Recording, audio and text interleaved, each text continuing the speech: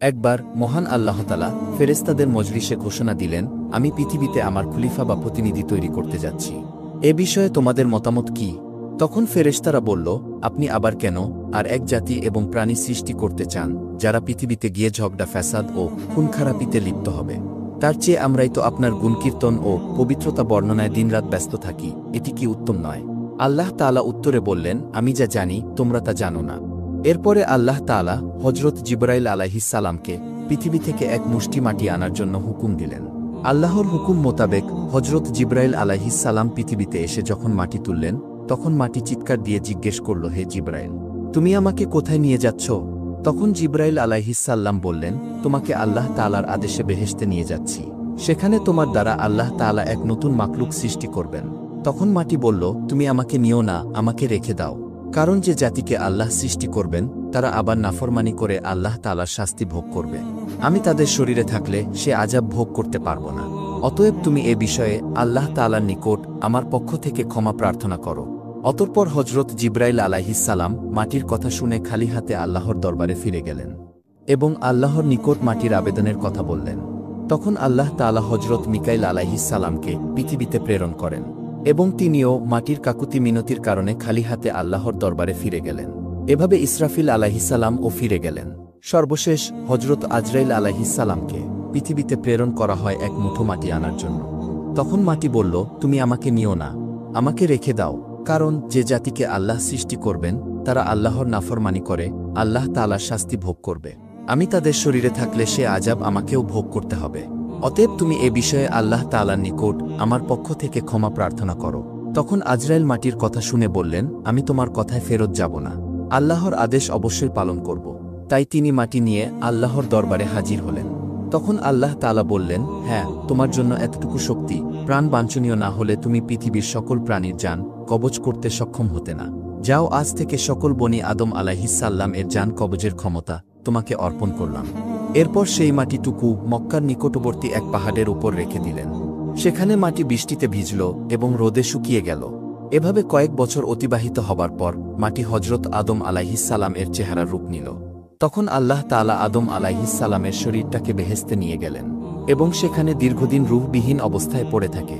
এর মধ্যে ফেরেশতারা এসে মূর্তিরূপী আদম আলাইহিস সালামকে দেখে যেত। একদিন শয়তান এসে আদম আলাইহিস সালামের শরীরটা ভালো করে দেখল এবং বিদ্রূপের হাসি হাসল। পরে তার নাক দিয়ে প্রবেশ করে এবং পেটের মধ্যে দিয়ে সব নাড়ি নক্ষত্র তদারক করে আসল।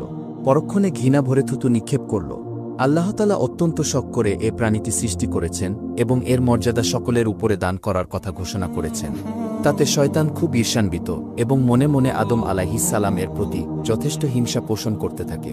এমনকি ফেরেশতাদের নিকট কথা প্রসঙ্গে বলেছে যে আল্লাহ তাআলা বনি আদম আলাইহিস সালামকে পৃথিবীতে প্রেরণ করার পরে উপযুক্ত প্রতিদান পাবেন। এদের অধিকাংশ মানুষ তার সঙ্গে বেঈমানি করবে এবং তার প্রতি বিদ্রোহ ঘোষণা করবে। তখন আল্লাহ তাআলা বুঝবেন তিনি কি ভুল করেছেন। ফেরেশতারা আজাজিলের এই মন্তব্য শুনে, বিশেষ করে আল্লাহ তাআলার প্রতি তার অশ্রদ্ধার কথা শুনে বলে উঠল, আস্তাগফিরুল্লাহ। একসময় আল্লাহ তাআলার ফেরেশতাগণের মধ্যে সর্বশেষ মর্যাদাবান ফেরেশতা হজরত জিবরাইল আলাইহিস সালাম, হজরত মিকাইল, হজরত ইসরাফিল আলাইহিস সালাম ও হজরত আদম আলাইহিস সালামকে হুকুম দিয়ে বললেন, তোমরা আরশে আজিম থেকে আদম আলাইহিস সালাম এর রূহ এনে তার দেহের মধ্যে ঢুকিয়ে দাও।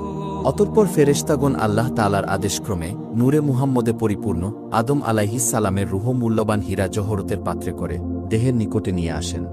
আসমান জমিনের সব ফেরেশতা এসে আনন্দে মাতোয়ারা হয়ে গেল। আল্লাহ তাআলার নিজস্ব এ অনুষ্ঠানে সকল ফেরেশতারা অংশগ্রহণ করল, কিন্তু আজাজিল সেখানে অনুপস্থিত ছিল। এ অনুপস্থিতি দ্বারা তার মনোভাবের অনেকটা দ্বিমত প্রকাশ ঘটে এবং ফেরেশতারা এটি নিয়ে আলোচনা করেছিল।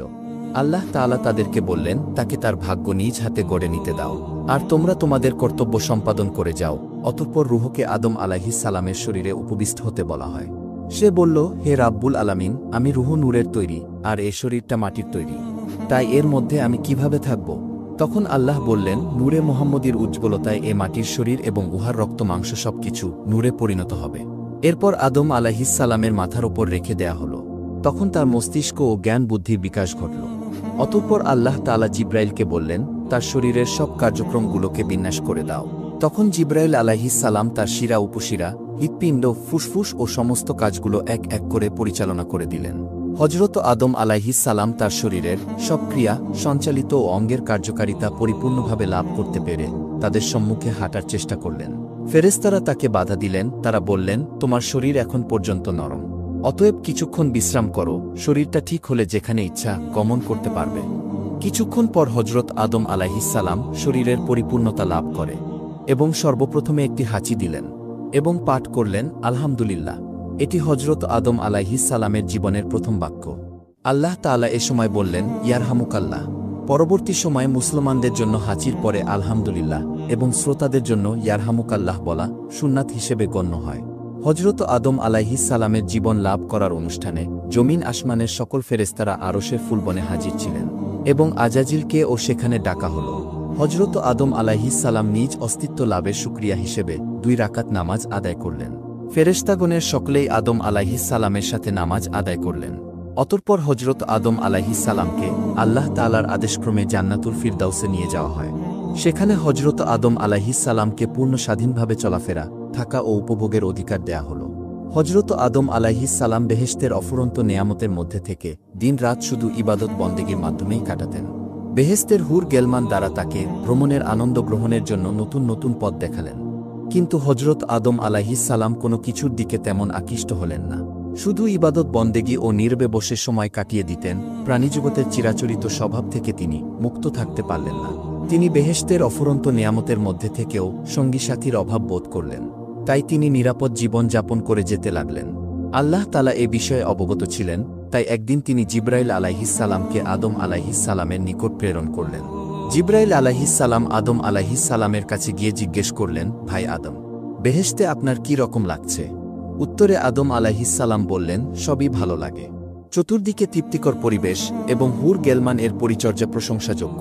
তবু প্রাণে যেন কিসের এক অভাব অনুভব করছি, যা আমি আপনাকে বুঝিয়ে বলতে পারব না। আপনি আল্লাহ তাআলার নিকট থেকে জেনে নিবেন এটা কিসের অভাব অনুভব করছি। তখন জিবরাইল আলাইহিস সালাম বললেন, হ্যাঁ, আমি আপনার এই অভাবের খবর জানি। আল্লাহ তাআলা আমাকে এ অভাব পূরণ করে দিবার পদ্ধতি বলে দিয়েছেন। আমি শীঘ্রই সে ব্যবস্থা গ্রহণ করছি। এ বলে জিবরাইল সেদিনের মতো চলে গেলেন। পরের দিন ফজরের পূর্বে জিবরাইল আলাইহিস সালাম আল্লাহ তাআলার নির্দেশক্রমে হজরত আদম আলাইহিস সালাম এর ঘুমন্ত অবস্থায় তার নিকট এসে বিনা অস্ত্রোপচারে কুদরতি কায়দায় তার বাম পাঁজরের একখানি হাড় বের করে নিলেন। অতঃপর উহার উপর রক্ত, মাংস এবং চামড়ার আবরণ দিয়ে জোরে ফুঁক দিলেন। অমনি সেটি এক অপরূপ নারী আকৃতিতে পরিণত